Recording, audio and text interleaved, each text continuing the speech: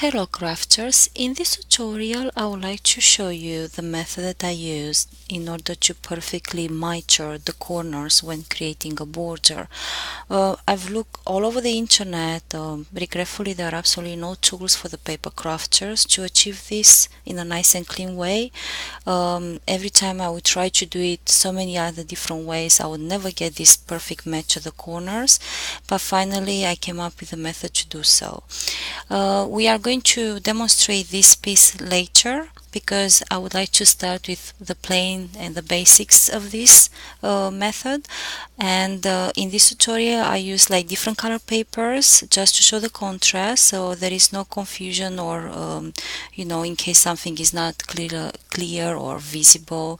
So that's the reason for this tutorial, and for the papers that I used is I'm not in the middle of the project or creating anything.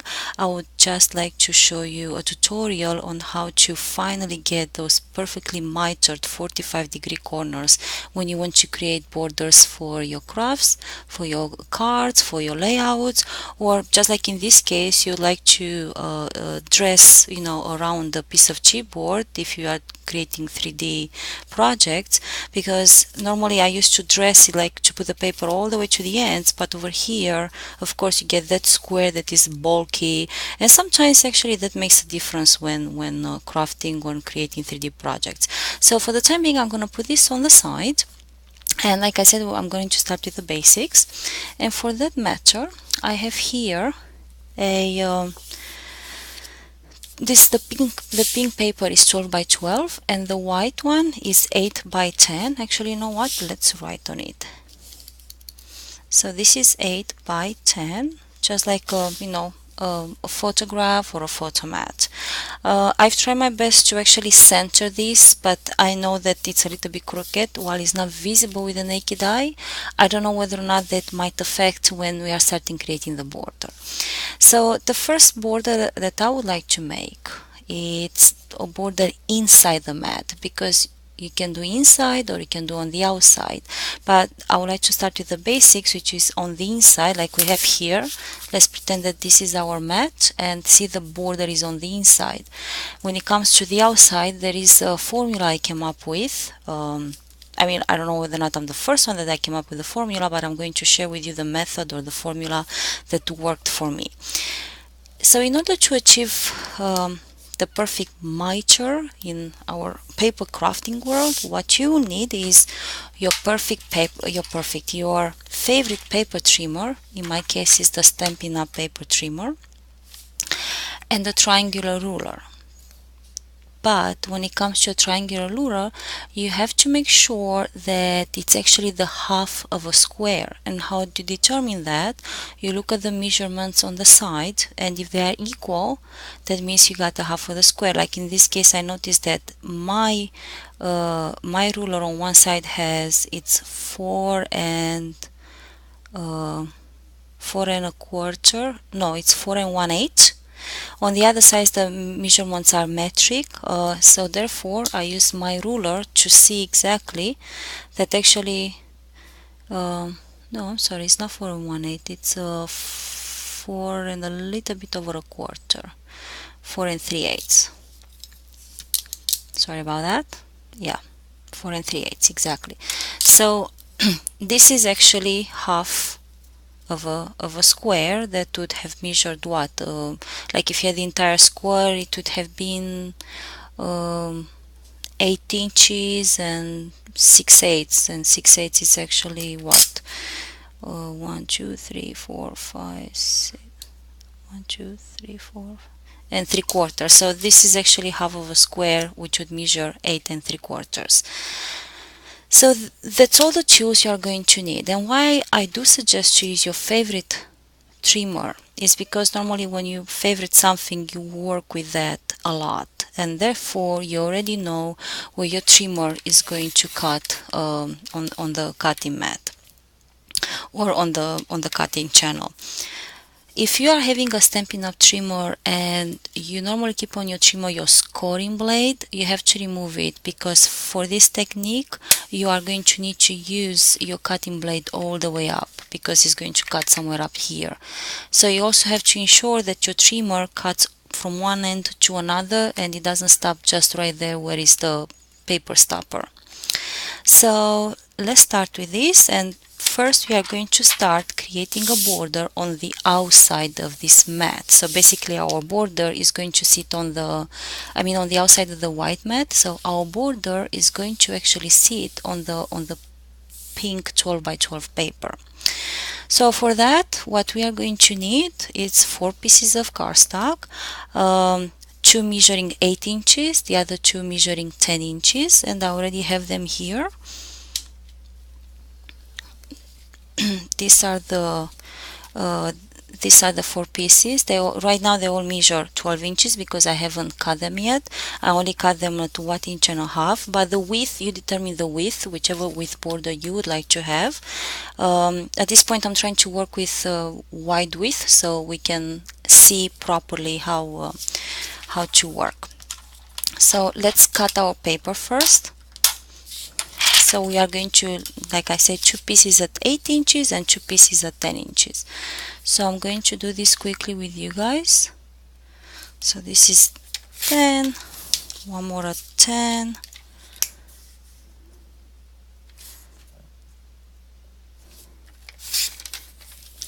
and 2 at 8.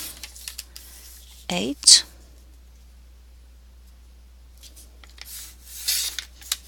and one more at 8.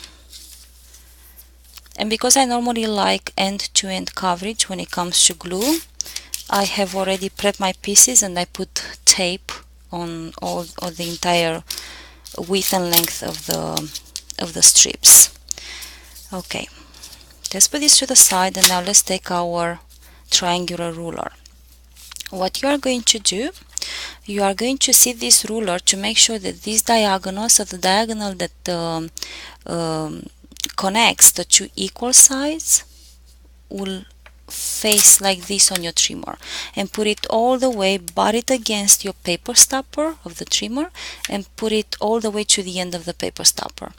And because of course this could easily shift, I'm going to use some double-sided tape to glue it down.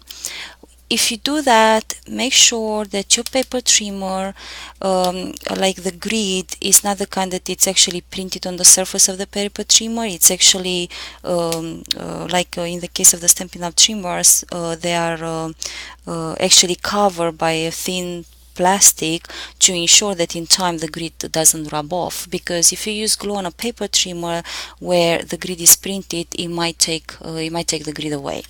So what I'm going to do, I'm going to use the 1/8 of an inch width double-sided tape. So this is just to keep our trimmer in place. Not our trimmer, our ruler in place. Remove it.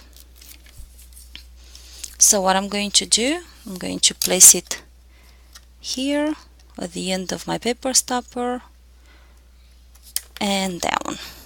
So I'm going to take my strips of paper and I'm going to start cutting. However, there is a catch on how to arrange this. So butt it against the ruler, okay, on this diagonal, and make sure that actually the corner sits in the cutting channel. So when I'm going to arrange my paper, I'm going to make sure that the corner sits right here, because I know that this is where the blade is going to cut, okay? So I'm putting it back again and I bring it all the way up. That's the reason why I was telling you, make sure that your trimmer cuts all the way up. I'm going to bring it all the way up and I'm stopping the corner of my paper exactly in the channel. Let me see if I can show it closer to you without moving the... Let's see.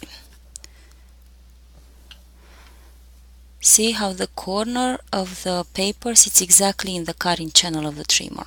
So I'm going to bring it down and now we are going to cut. So once again, I'm doing the same thing, I'm making sure it's fine, and cut. And actually right now you just achieved the perfect miter 45-degree angle. So we have to do this on all 4 pieces on both ends of the strips. So we are going to turn the strip, but make sure that when you turn it, you will get the symmetric cut at the other end and not the parallel cut. So what we need to do now is to have a cut like that, right? So it matches this, which is symmetric or mirror image. If we are going to put it like this and do like this, we are going to get a parallel cut with this. So always ensure, in order to do a symmetry, to achieve the symmetric cut or the mirror cut, that this angle, this part, faces your cutting board. I mean your cutting blade, okay? So see how this angle right now, it's actually facing this way. So again, we are going to put the corner of the strip of the paper in the cutting channel. Make sure it's all butted against our ruler, because sometimes it moves. And now cut. And again, now we got the perfect miter in both corners. So if we put it on our paper, you are going to see that this fits the border of 8 inch. So we are going to quickly do the same with the rest of our strips of paper.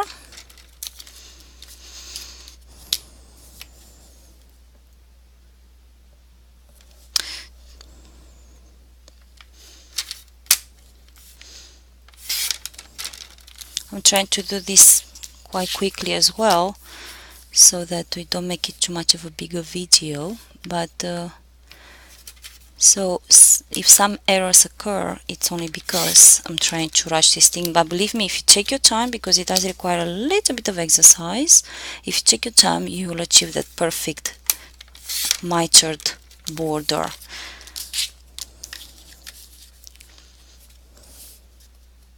Okay, this is the last strip.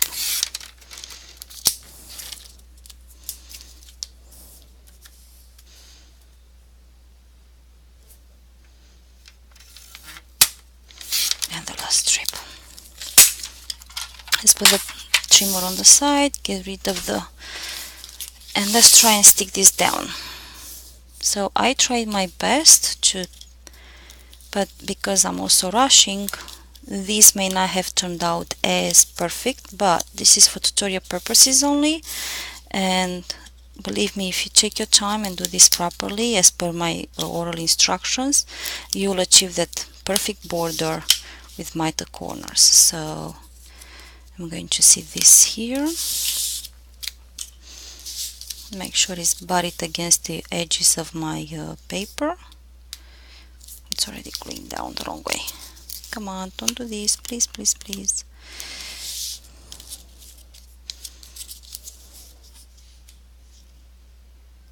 So one side is done, and now the other side,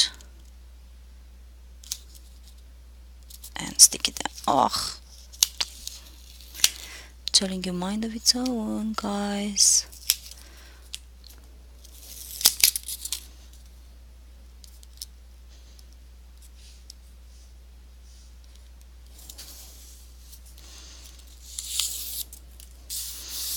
Okay, that's one side. Let's also do the opposite side.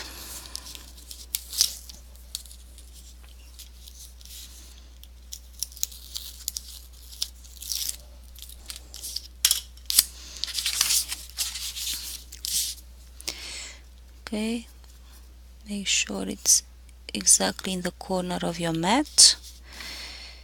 Bring it down. Down, down, down, and this one didn't glue so straight, so this one might create an issue. Okay, so now let's do the sides, the longer sides.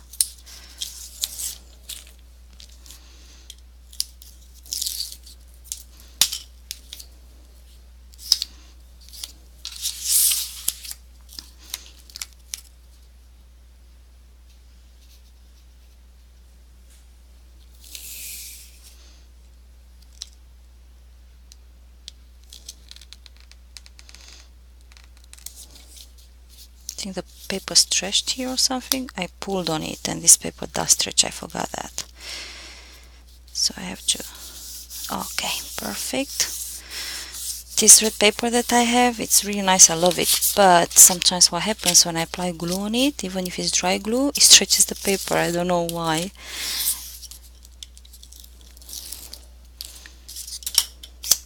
Okay, and the last piece.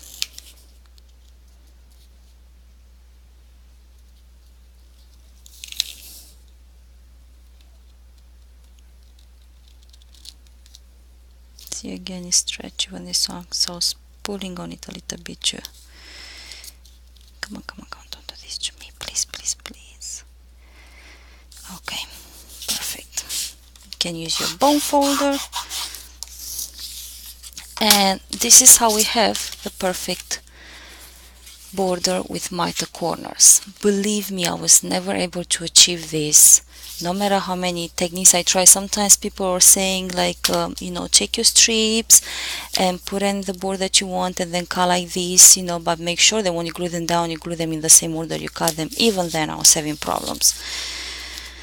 This method, I'm so happy about it. I think so far it works the best, until they will ever discover a tool for paper crafters to be able to actually simply snip and, you know, get your mitered corner. So you can see all the corners are perfectly aligned, no peeking through from the other paper.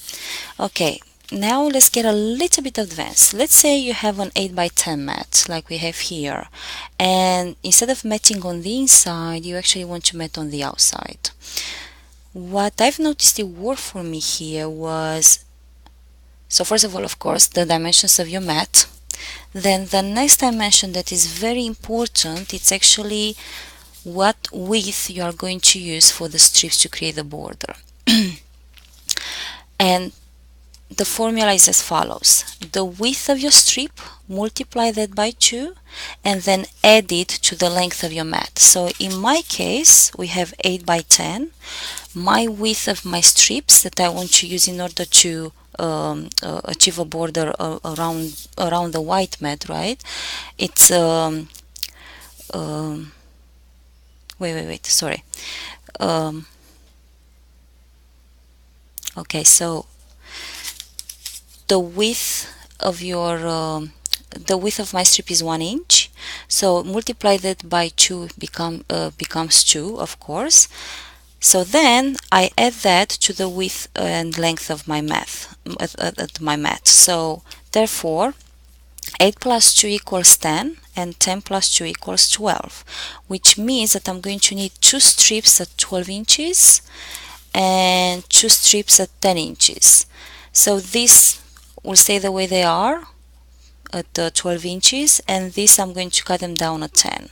So the ones that are 10 inches are once we cut them, once we miter them, they're going to cover on the outside on the 8th inch side, and these ones, once we miter them, they will cover on the outside on the 10th inch side. So once again, the formula is as follows: the width of your strip that you are going to use for your borders, multiply it by 2, and then add it to the length and or to the dimensions of your mat that you want to mat on the outside. Okay, so what I'm going to do now, so 2 are going to stay at 12. I'm going to cut this at 10 inches, so for that I'm going to have to remove this because it will interfere with cutting straight. And that's the reason why I was telling you, make sure that your trimmer, you know, if the grid is not printed on, because the glue stays behind, and when you pull it out, it might pull the grid. Stampin' Up trimmers, that will not happen. So let's cut these 2 strips at 10 inches. 10 and one more at 10, and the others will stay at 12 inches.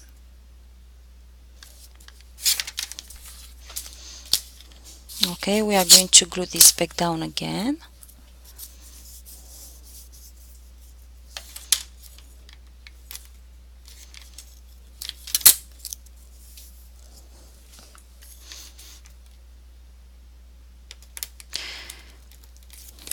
Okay, so the end of my stopper right here and down. Okay, so now we're going to take the strips and we're going to do the same thing. The corner of your strip sits exactly, the corner of the strip sits exactly in the cutting channel, and cut. Gonna do the same, so I'm turning it like this on the other side, and make sure it's perfectly aligned with your ruler. Cut. Come on, get out of there. Okay, let's do this quickly. This one moved. This one is going to create a problem. I think it moved big time. Should. So this may not work as well as we thought because my strip moved and I cut it already. I'm not going to prepare another strip now, but it will affect the border, of course.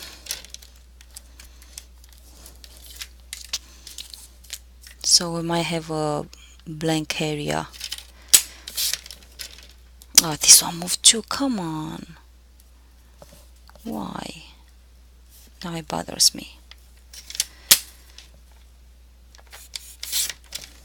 Alright, I think I managed to save this one, I hope.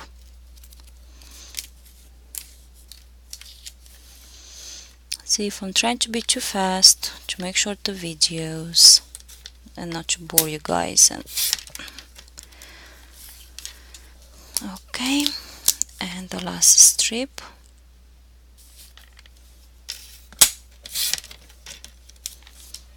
And the last corner.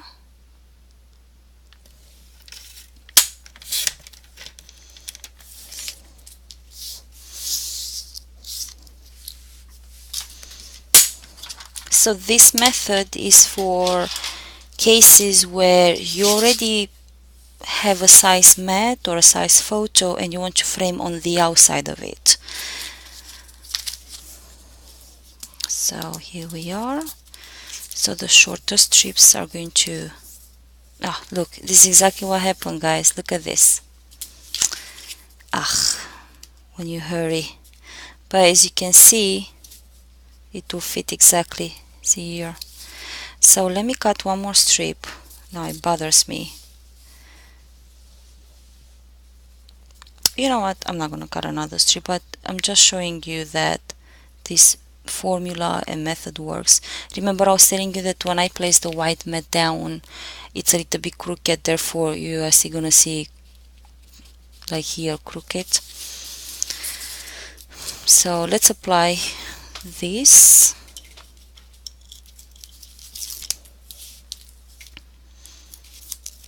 So this was the strip that was 10 inches and it will sit on the 8-inch side. So let's match the corners here, here and here. We are matching the corners of our mat. Okay, perfect.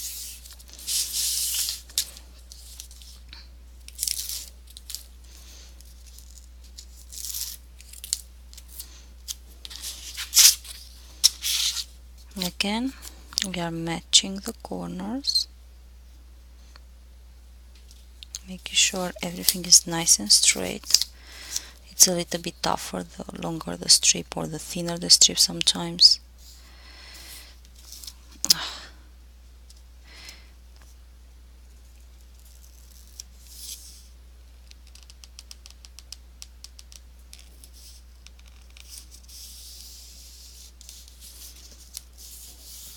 Okay, and the last one, and I think this is the one that it moved when I cut the corner, but that's alright for the time being. It's very important to take your time and cut properly, but I just wanted to show you that this method works, and like I said, this is not a project. I'm just using these papers for tutorial purposes only. So this one, as you can see, guys, exactly what I was telling you, be careful not to make parallel cuts, and I just did that. But so this was supposed to be cut like that instead, see here, but this is still I'm not going to create another piece for the bottom because this is for tutorial purposes, but to show you that the formula that I used works to frame something on the outside. So as long as you have the dimensions of your picture or paper you want to mat on the outside, and then you know the width of your strips of paper that you want to use for the border. So the formula is, again, you multiply the width of the strip for the border by 2, and then you add that to the original dimensions of your mat, and those would be the dimensions of your strips that you need to cut and miter in order to create the border of the outside. So that's that for like basic and flat borders. Of course, in your crafts you can use foam pads to create this border raised. I mean, yes, the possibilities are as big as the sky, as they say. Now, what about when you want to mat, or especially if you make paper albums? Where is my other piece? Oh, great. Oh, here it is. Sorry guys, it fell on the floor. Okay, this stays with this. Like when you make photo albums and you want to create pockets, and you cut your pocket, you score on the sides at 1/2 inch or 3/4 of an inch or 1 inch, whatever is your choice and you are used to, or you find that works best for you, and then you have to miter the corners in order to create that pocket. And sometimes, depending on the arrangement of the pockets, etc., it makes a difference to make sure that those, when you are going to bring your flaps in, that corner is perfectly mitered, so the two pieces meet perfectly and don't overlap, or they are not too wide. Okay, so in order to achieve that, again, your let me take this down. So your triangular ruler is still here on your cutting board, and this is what I was saying is very important to know where actually your paper cut, your blade cuts, because I'm going to place this, still use this as a guide, the ruler. So I'm going to bring this down, and what you see here in white, it's actually where the two score lines intersect. So you see what I'm talking about, because what we need to cut is to cut, this would be 45 and this would be 45, but we need one straight line all the way through. So I'm using my triangular ruler as a guide, place against it, bring this down, and then I have to make sure that when I cut, that cut will fall exactly in the middle of the X that is created by the score lines, but I marked it with white so it's easy for you guys to see what I am talking about. Okay, so now, because I know where my paper trimmer cuts, I'm going to again use the ruler as a guide to butt it against it, and I'm going to move my paper up or down on the ruler to see where the X would fall exactly in the middle, so when I come with the blade it cuts exactly in the middle of the text. So I think I already found the perfect position. That's why I was saying it's very important to work with whatever is your favorite cutting tool, because you're already used to it, your hands, your brain, your coordination already used to it, and you already know where it's going to cut. So let's cut, and as you can see, I cut exactly in the middle of that X. So I'm gonna turn the piece, because you need to do the same with this end if you want to create a pocket, right? We are doing the exact same thing. I'm gonna put my trimmer, my paper, butt it against the ruler, move it up or down to make sure that the X is going to fall exactly, the intersection of the X is going to fall exactly where the blade is going to cut, and again, perfection. So now, when I'm going to go ahead and bend this, I will have here, these pieces are going to meet perfectly, just like creating a border. The reason why I don't do it yet is because sometimes what you might need in your creations, maybe you need to cut the perfect 45 here where you actually have the score line, and then the piece that becomes a flap, once you bend it, you want a perfect miter right here. So in order to achieve that, it's almost as similar as like what we just did before.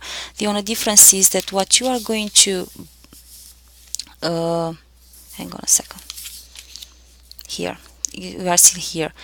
So align your paper with a ruler and then bring it up or down, and to make sure that your score line this time, and the score line is marked by the white line, falls on the cutting track. So as I arrange it, this is my cutting mat, and I know that my blade is gonna come and cut through this channel. I'm going to make sure that my score line, which is marked with white here so it's easy visible, falls exactly on the cutting. So the end of my score line falls exactly in the cutting mat. So let's put this back. So I'm going up and down, I'm butting it against the and cut. And we just got the perfect miter right there. Okay, let's put this on the side, and now the test is to bend these pieces and see the results.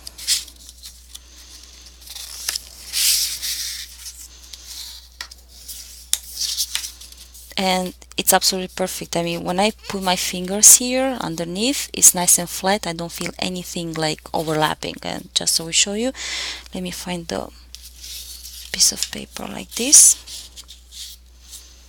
Look, see, nothing overlaps. It's absolutely perfect. Right, that nice and flat. It feels nice and flat.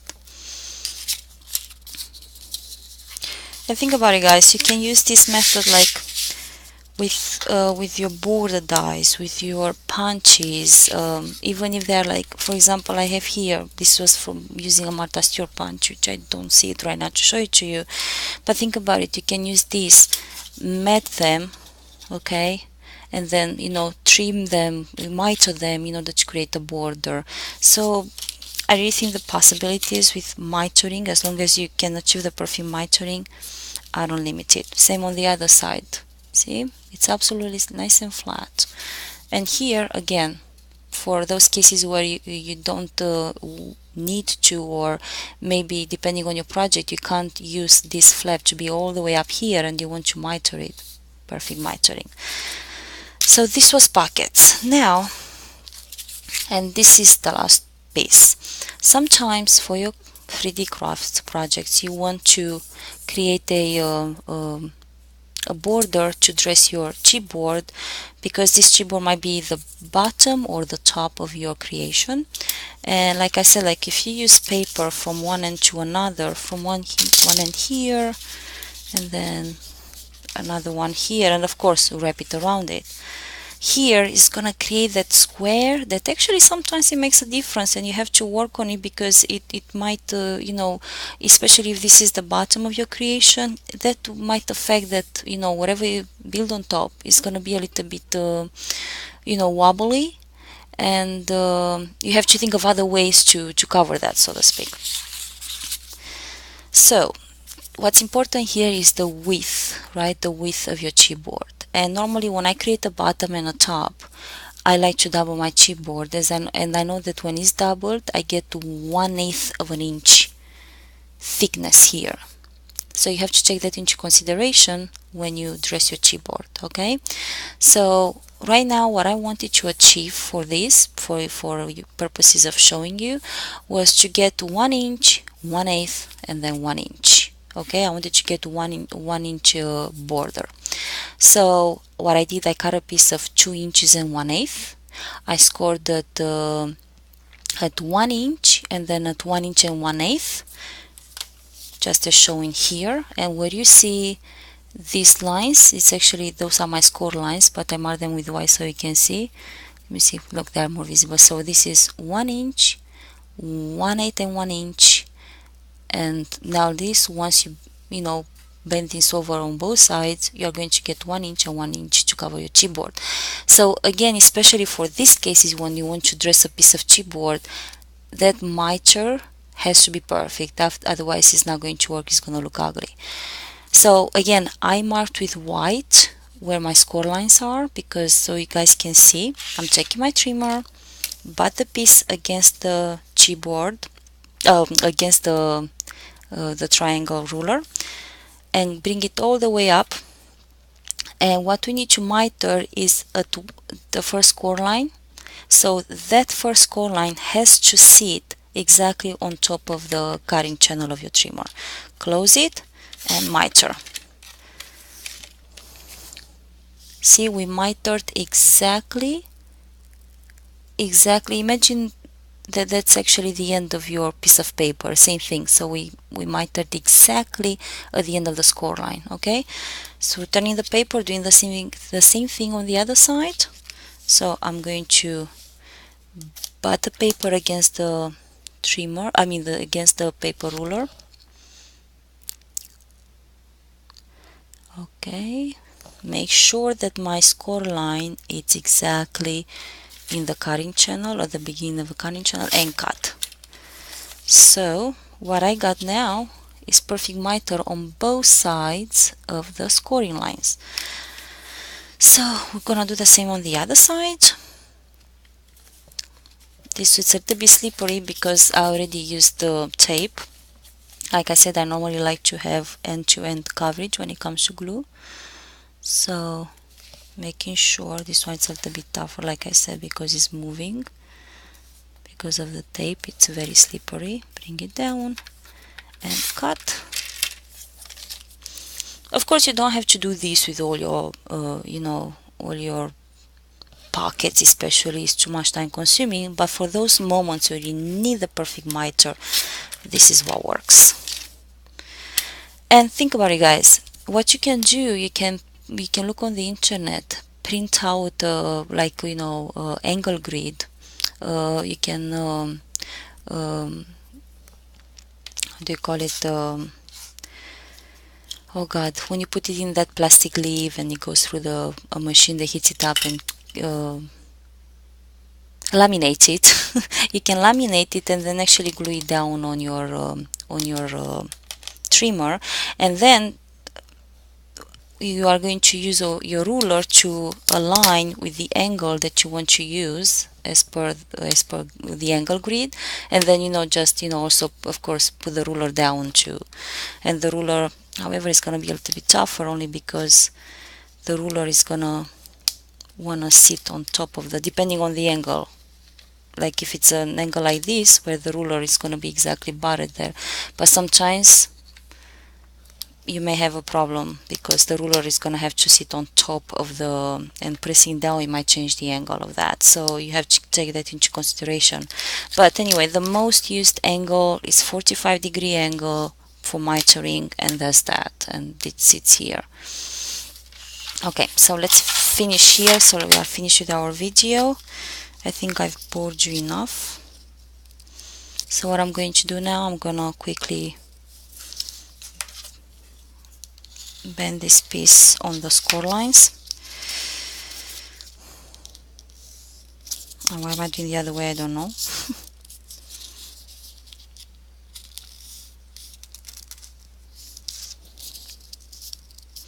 And in order to achieve this border, it's like the outside border, so the length of your strip is going to be the length of your chipboard sides. Okay.